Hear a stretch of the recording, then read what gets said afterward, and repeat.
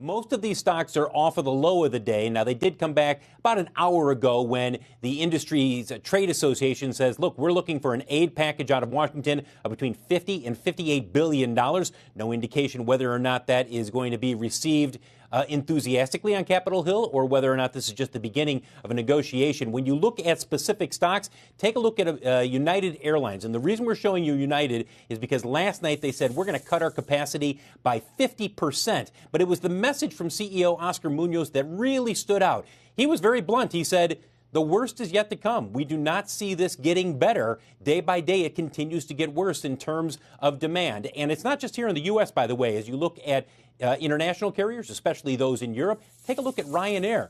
They're talking about grounding the majority of their fleet within the next week. And that's because you've got a number of countries over there, whether it's Poland, whether it's the Ukraine, et cetera. They are saying we're not taking in flights from outside the country's borders. As a result, an airline like Ryanair is looking at grounding its fleet. And also Virgin Atlantic, which is 49% owned by Delta.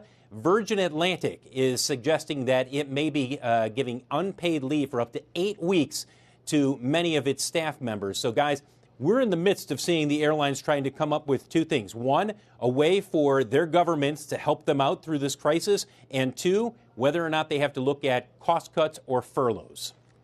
Offered 8 weeks of unpaid leave. That doesn't sound like much of an offer to me, Phil, to be honest with you.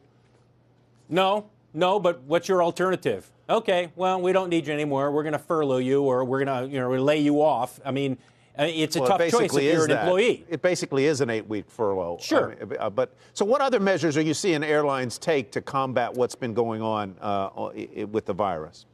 Sure. Well, I think one of the more interesting things is that the airlines are trying to convince those who are still flying that, look, when you get on a plane, and we've seen all of these reports of, well, it's not safe to get on a plane, coronavirus is floating around, they don't wipe down these planes.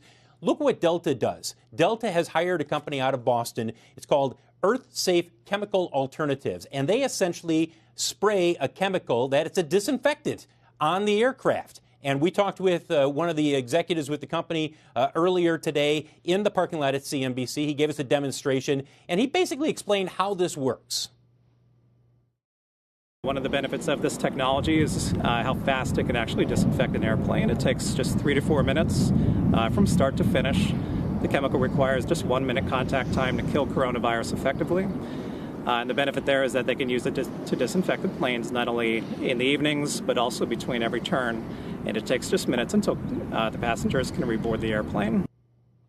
Perhaps one of the more interesting things is that when we first reached out to this company, Tyler, our producer Megan Reeder reached out to them. They were like, well, we're not really sure people want to talk about this.